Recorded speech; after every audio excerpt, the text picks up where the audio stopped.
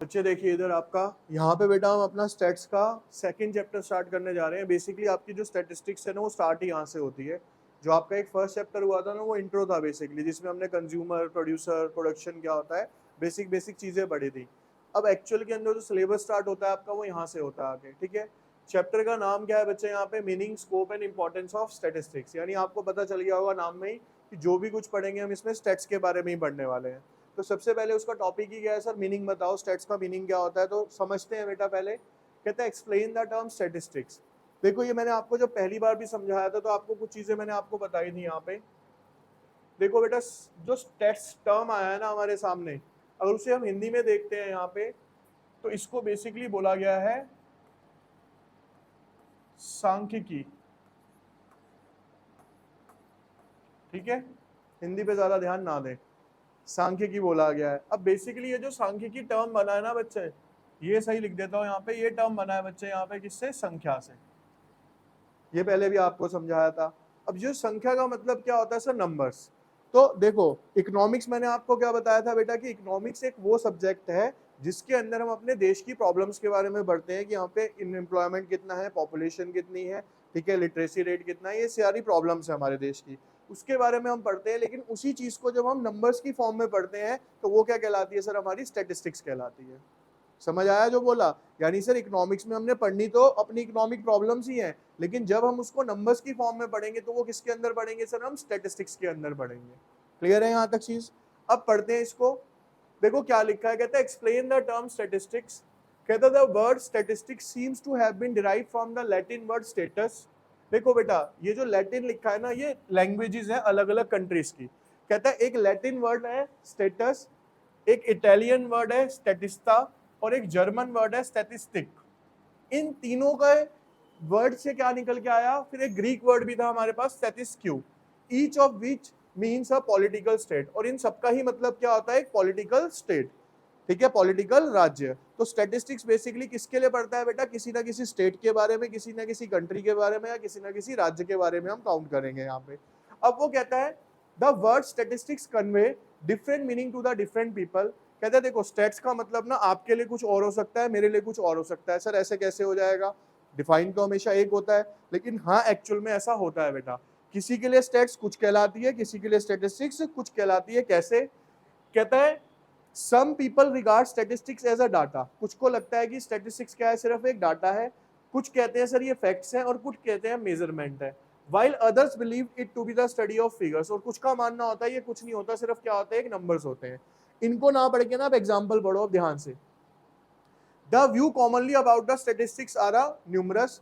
कहता है स्टेटिस्टिक्स को सोचने के तरीके अलग अलग हैं, हर पर्सन टू पर्सन अलग है। मैं बताता हूं कैसे, देखना ध्यान से, इन एग्जांपल्स को समझ लो, ऊपर का पूरा टॉपिक क्लियर हो जाएगा आपको। पहला, sir for a cricket fan, मान लो आप में से कोई बच्चा बैठा है जो क्रिकेट का बहुत बड़ा फैन है, ठीक है, क्रिकेट का मतलब उसे देखना बहुत पसंद है। कहता है statistics refers to the numerical information और a data relating to the run score by a cricketer. तो उसके लिए स्टैटिस्टिक्स क्या होगा सर, जो भी उसका फेवरेट प्लेयर है, मान लो किसी का सचिन तेंदुलकर है, एम एस धोनी है, तो वो उसका स्कोर पता करने में ज्यादा इंटरेस्टेड होगा, इसने कितने रन मारे, इसने कितने टोटल मैचेस खेले हैं, तो स्टैट्स उसके लिए ये काम करेगी। पहला पॉइंट समझ आ गया।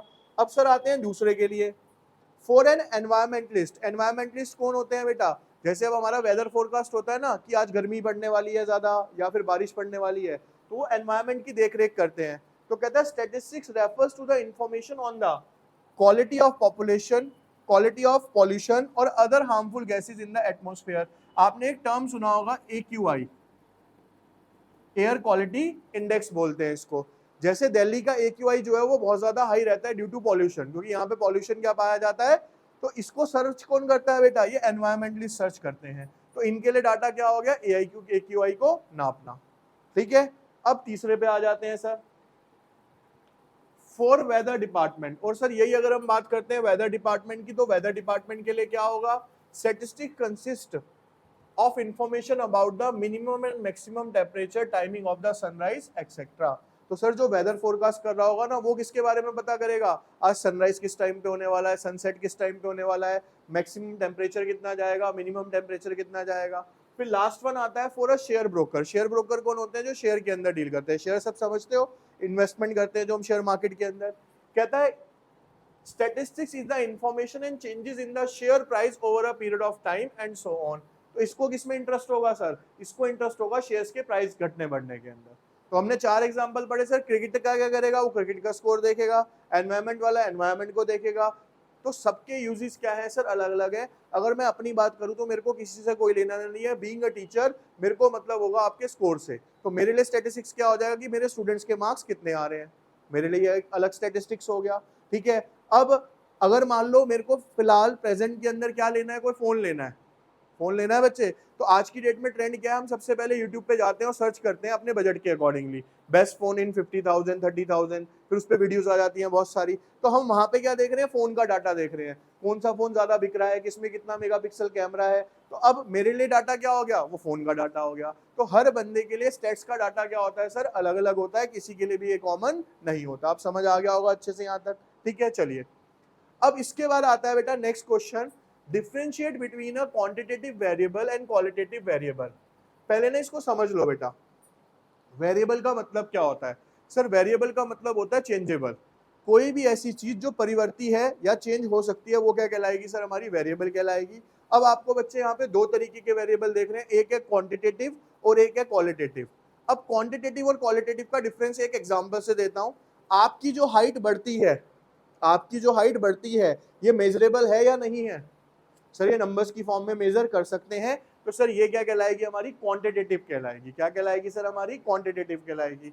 आपकी जो नॉलेज है वो क्लास टू क्लास बढ़ रही है या नहीं बढ़ रही है सर? बढ़ रही है। लेकिन क्या इसको मैं नंबर्स की फॉर्म में बता सकता हूं सर? नहीं बता सकता। तो सर ये क्या हो गई? मेरी क्वालिटेटिव हो गई। मैं एक कहता हूं कि एक बच्चा हाइट में लंबा है, वो क्वांटिटेटिव डाटा है। मैं कहता हूं कि ये बच्चा बहुत इंटेलिजेंट है, तो वो कौन सा है? मेरा क्वालिटेटिव डाटा है, क्योंकि मैं उसकी क्वालिटी बता रहा हूं, ना कि उसकी क्वांटिटी बता रहा हूं। समझ आया डिफरेंस क्या है बेटा? क्लियर है? अब पढ़ लेते हैं।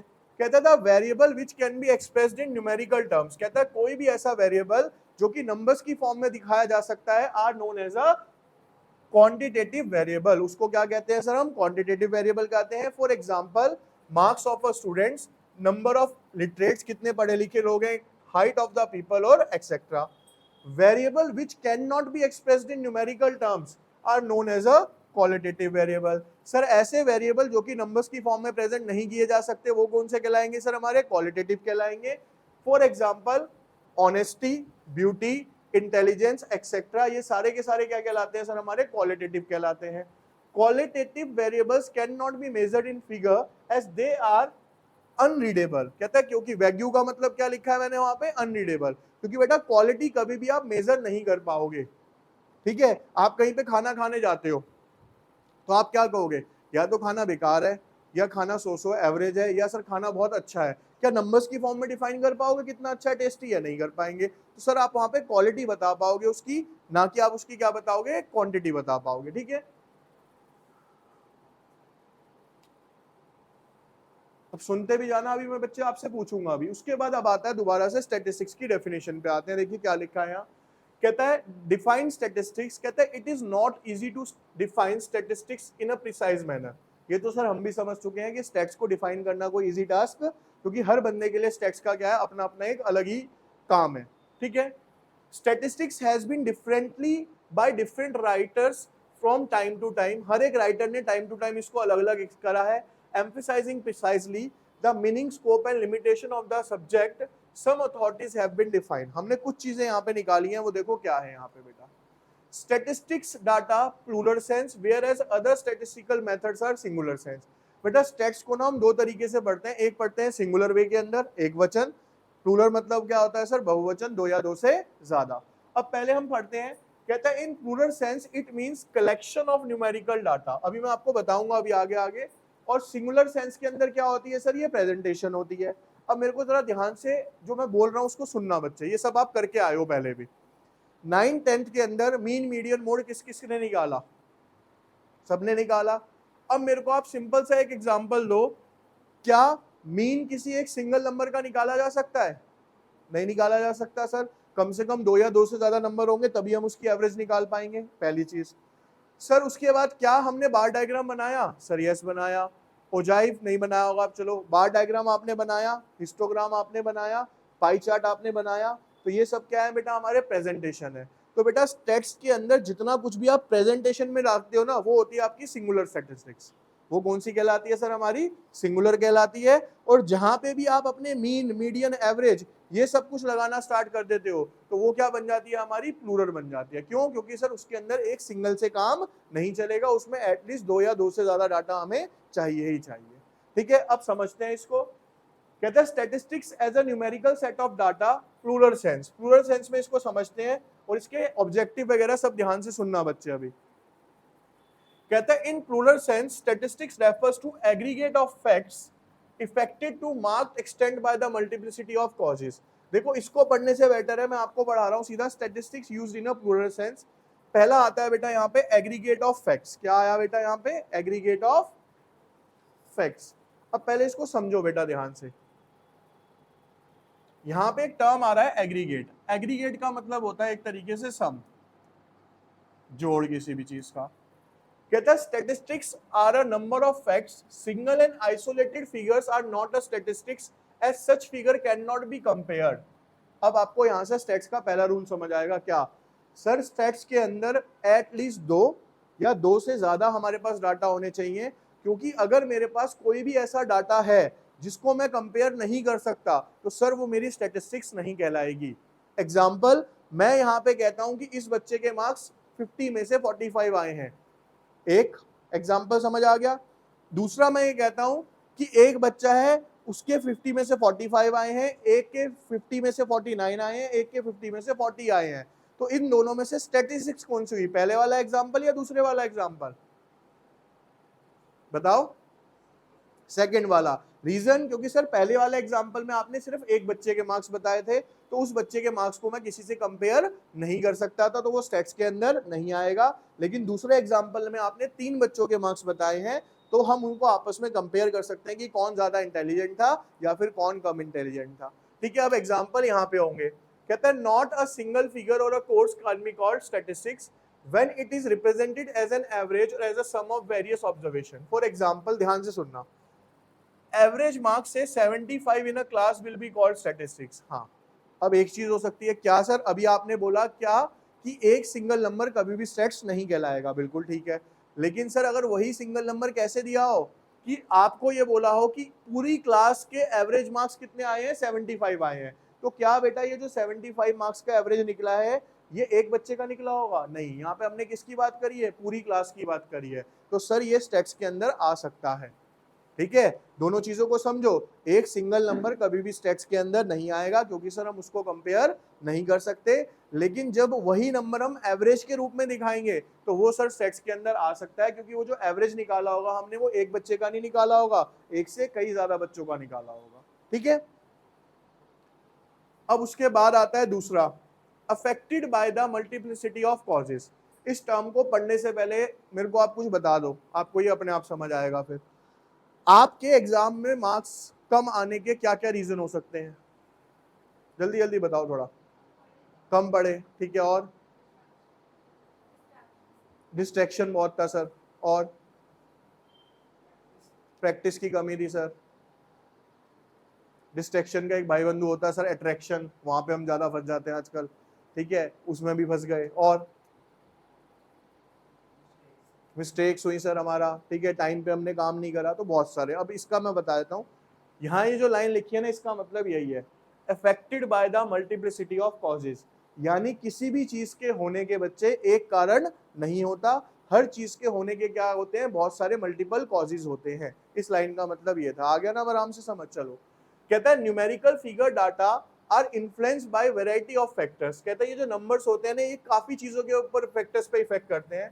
It is not easy job to study the effects of any one factor separately by ignoring the other factors। अच्छा चलो, अब इसको लाइन को समझो कैसे।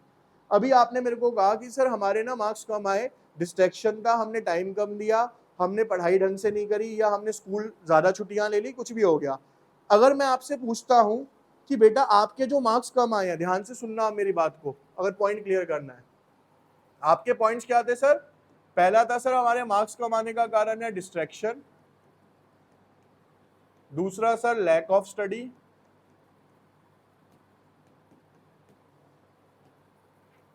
सर एब्सेंट बहुत ज्यादा रहे, ठीक है, ये 3 कारण ले लेते हैं हम। अब अगर मैं आपसे पूछूं, मान लो आपके मार्क्स कम आए हैं, 100 में से आपके मार्क्स आए मान लो यहाँ पे 60, तो 40 मार्क्स कटे बेटा आपके यहाँ पे, है ना।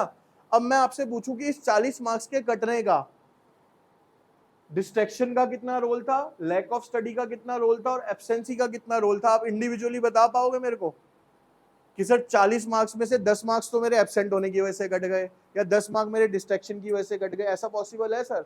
सर नहीं है। तो यही चीज बेटा यहाँ पे लिखी है, क्या कहता है, इफ, कहता है it is not easy job to study the effect of any one factor separately by ignoring the other factor. तो हम ये पता ही नहीं कर सकते सर कि अगर मान लो, और एग्जांपल समझो सर, हमारे देश के अंदर इस बार एग्रीकल्चर कम हुआ, तो सर एग्रीकल्चर कम होने के कारण क्या क्या थे?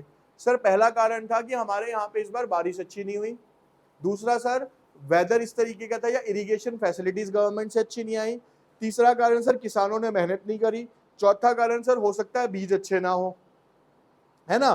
तो सर अगर मेरे को अब ये पता करना है कि इनमें से सबका कितना कितना पोर्शन है, पॉसिबल है? नहीं पॉसिबल। मैं ये तो कह सकता हूं कि एग्रीकल्चर कम हो गया, लेकिन किसकी वजह से कितना कम हुआ सर, ये मैं नहीं बता पाऊंगा, ठीक है। कहता है for example statistics production of a crop से rice is affected by the rainfall, rice की फसल पे किसका इफेक्ट पड़ा sir? Rainfall, fertilizer, seed, method of cultivation, यानी जिस तरीके से हम कल्टीवेशन कर रहे थे। It is not possible to study separately the effect of each of these factor on the production of the rice. तो सर हम इंडिविजुअली नहीं बता पाएंगे किस फैक्टर का कितना इफेक्ट पड़ा था। क्लियर हो गए बच्चे दोनों पॉइंट? पहला क्या बताया था, इससे पहले वाला कौन सा था अभी? Aggregate of facts. सर 2 या 2 से ज्यादा नंबर होने चाहिए, तभी क्या कहलाएगी वो? स्टैट्स कहलाएगी। दूसरा सर क्या है कि कोई भी अगर कारण होता है उसके बहुत सारे क्या होते हैं, कारण भी बनते हैं अगर कोई चीज इफेक्ट हुई है तो। तीसरा, स्टैटिस्टिक्स आर न्यूमेरिकली एक्सप्रेस्ड। बेटा स्टैटिस्टिक्स हमेशा और हमेशा, मैंने आपको डेफिनेशन ही क्या बताई सर, स्टैट्स का मतलब ही क्या है, किसी भी इकोनॉमिक प्रॉब्लम को नंबर्स में पढ़ना। तो देखो क्या लिखा है, कहता था statistical approach to a subject is numerical, so any facts to be called statistics must be numerical और quantitatively expressed। तो कहता है अगर मेरे को किसी भी फैक्ट को या किसी भी चीज को स्टेट्स कहना है तो वो नंबर्स की फॉर्म में ही होना चाहिए। पहला एग्जांपल है, Isha is taller than Molly and Ananya will not be called statistics however if the same fact are expressed in numbers। देखो क्या कह रहा है, अगर मैं सिंपली ये बोलूं कि ईशा मौली से लंबी है, मौली अनन्या से लंबी है, तो इसका कोई भी स्टैट्स नहीं कहलाएगा, क्योंकि सर ये जो डाटा है ना नंबर्स की फॉर्म में।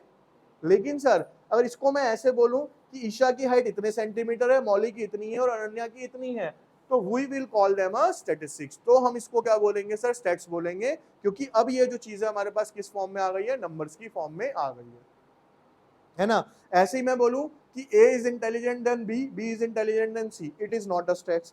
मैं कहता हूं A के 100 में से 95 आए, B के 90 आए, C के 85 आए, तो हम उसको कंपेयर करेंगे तो वो क्या कहलाएगी सर? हमारी स्टैटिस्टिक्स कहलाएगी। समझ आ रही है चीज? ठीक है। अगला कहता है statistic should be collected with a reasonable standard of accuracy. मतलब क्या है, इसको समझो बेटा।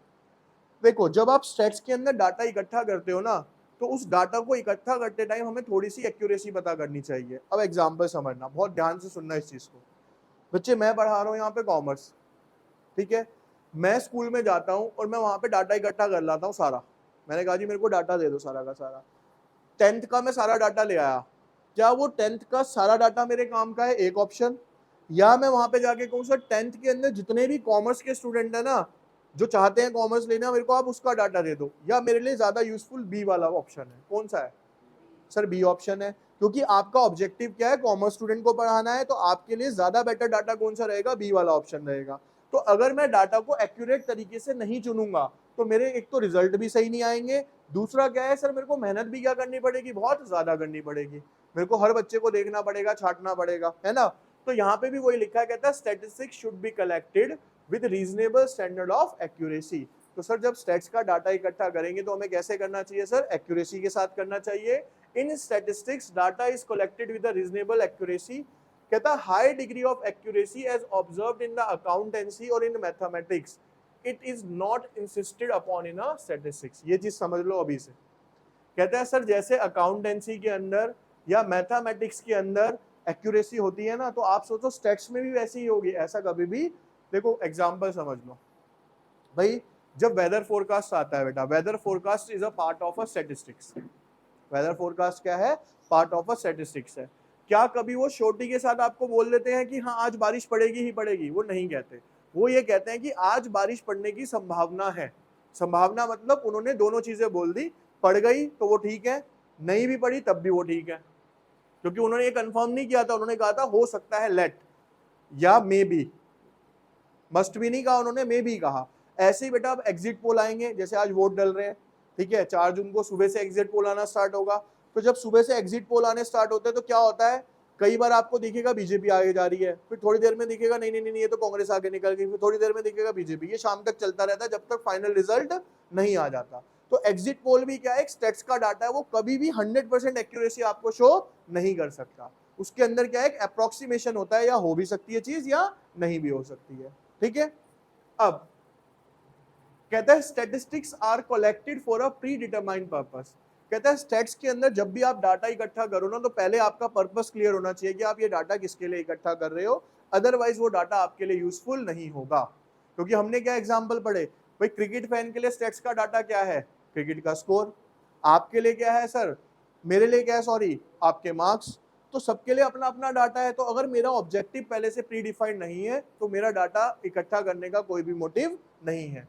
कहता है the purpose of collecting statistical data must be decided in advance, पहले से हमें पता होना चाहिए, otherwise usefulness of the data collected would be negligible. तो अगर मैंने वो डाटा इकट्ठा कर भी लिया ना बेटा, तो उसका कोई फायदा नहीं होगा।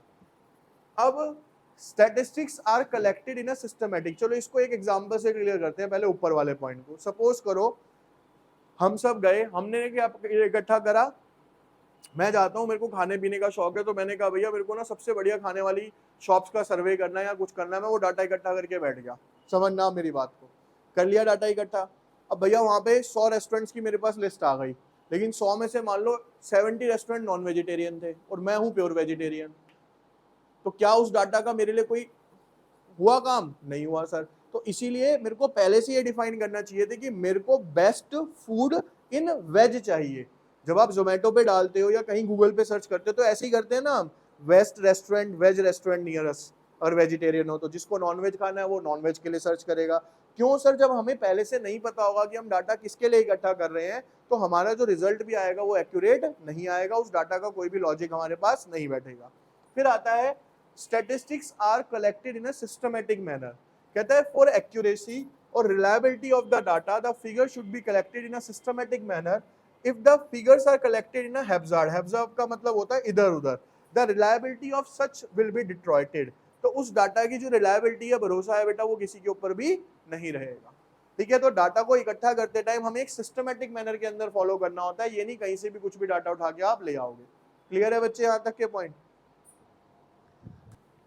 देखिए बच्चे, इसके बाद आता है बेटा यहाँ पे, कहता है स्टैटिस्टिक, अभी हमने पढ़ा प्लूरल, अब पढ़ेंगे हम यहाँ पे क्या बेटा, सिंगुलर सेंस के अंदर स्टैट्स कैसे कहलाती है। कहता है इन singular sense the term statistics means statistical method. बेटा यहाँ पे जो हम यूज करेंगे ना, स्टैट्स के अलग अलग मेथड यूज करेंगे in dealing with the numerical facts। statistic in singular sense may be defined as collection, presentation and analysis। मैंने आपको पहले ही बताया था अभी क्या कि सर स्टैट्स के अंदर इसका मतलब क्या हो गया, जब हम उसको एनालाइज करते हैं ना, या फिर हम कह सकते हैं हम क्या कर रहे हैं, एक तरीके से उसको प्रेजेंट कर रहे हैं, ग्राफिकल। मैंने बताया ना, पाई चार्ट बना रहे हो, बार डायग्राम बना रहे हो, हिस्टोग्राम बना रहे हो, तो वो सब किसके पार्ट आते हैं सर? हमारे सिंगुलर स्टैट्स के पार्ट होते हैं। अब देखो क्या लिखा है यहाँ पे, सबसे पहला काम क्या करते हैं बेटा इसके अंदर हम, कलेक्शन ऑफ डाटा। क्या करना होता है सर हमें यहाँ पे? Collection of data. देखो सीधी सी बात है, सबसे पहले क्या करोगे बेटा, उस डाटा को इकट्ठा ही करोगे ना। तो पहला पार्ट हो गया, it is the main and first step in a statistical inquiry. The technique of collection of data depends on the objective of the study. आने वाले चैप्टर्स में हम पढ़ेंगे भी कि किस तरीके से डाटा को इकट्ठा किया जाता है। दूसरा सर, ऑर्गेनाइजेशन ऑफ डाटा। कहता है after collection the data is organised in a proper form which involves editing and classification. कहते हैं सर पहला स्टेप हो गया, मैंने डाटा को इकट्ठा करा। सेकंड स्टेप ये होता है कि उस डाटा को मैं क्या करता हूँ, फिर अच्छे तरीके से ऑर्गेनाइज करता हूँ। तीसरा क्या होता है सर? Presentation of data. देखो सीधी सी बात है, ध्यान से सुनो, पहले आपके घर में कोई फंक्शन है, आप बाहर से जाते हो, सब्जी लेके आते हो, वो क्या हो गया, कलेक्शन ऑफ डाटा। फिर उस सब्जी से मम्मी ने अच्छे अच्छे डिशेस तैयार करी, उन्होंने क्या कर दिया, उस डाटा को ऑर्गेनाइज कर दिया। फिर अब उस डाटा को क्या करते हो आप, अच्छे अच्छे बाउल्स लाते हो, उसकी गार्निशिंग करते हो, आप क्या कर रहे हो सर, उसको प्रेजेंट करके दिखा रहे हो। फिर अगला स्टेप क्या हो गया sir, presentation of data. After classification the data is presented in some suitable manner in form of text, table, diagram और ग्राफ। चाहे आप उसे टेबुलर फॉर्म में रिप्रेजेंट करो, ग्राफ की रूप में करो, कैसे भी आप कर सकते हो। एनालिसिस ऑफ डाटा, फिर मम्मी वाला एग्जांपल है तो उसके बाद रिश्तेदार खाना चालू करेंगे और उस खाने को क्या करेंगे सर, वो अब एनालाइज करना स्टार्ट करेंगे कि स्वाद बना है या नहीं बना है। After presentation of data, analysis is done with the help of simple mathematical technique. This include measure of central tendency, का मतलब होता है बेटा यहाँ पे मीन, मीडियन और मोड, ये आप पढ़ के आए हो। फिर आता है मेजर ऑफ डिस्पर्जन, ये बिल्कुल नया चैप्टर आएगा आपका। कोरिलेशन, रिग्रेशन, ये सब क्या आ जाएंगे अब आपके 11th के अंदर, नए चैप्टर्स ऐड ऑन हो जाएंगे यहाँ से, ठीक है। इंटरप्रिटेशन ऑफ डाटा, इंटरप्रिटेशन का मतलब क्या है सर, देखो दोबारा सुन लो एग्जांपल। पहले क्या करा सर, हम सब्जी लेके आए, फिर मम्मी ने सब्जी बनाई, फिर हमने उसे अच्छे से प्रेजेंट करा, फिर जो लोग आए थे घर पे उन्होंने खाने को एनालाइज करा। अब एनालाइज करके जाते जाते या तो वो कह के कहेंगे बहुत स्वाद था, जो कि हर कोई कह के जाता है, ठीक है, असलियत तो बाद में पता होती है। तो बेसिकली क्या है, इंटरप्रिटेशन का मतलब क्या है सर, अब हमारे पास क्या आएगा, उसका एक तरीके से रिजल्ट शो होगा कि अच्छा बना था या कैसा बना था। तो देखो क्या लिखा है, it is the last step in a statistical methodology, it involves statistical thinking, skill and experience to derive meaning from the analyse data. इसके अंदर हम क्या करते हैं सर, जो भी डाटा मेरे पास आया होता है उसको मैं एनालाइज करता हूँ और उसके बारे में फिर क्या करता हूँ, इंटरप्रिटेट करता हूँ, यानी रिजल्ट देता हूँ। The interpretation provide the final conclusion drawn from the analyzed data। तो इंटरप्रिटेशन बेसिकली करती क्या है सर, वो आपको फाइनल रिजल्ट शो करती है कि हमने किस तरीके से काम किया। ठीक है, समझ आ गया यहाँ तक, क्लियर है भैया ये वाला पॉइंट। अब मेरे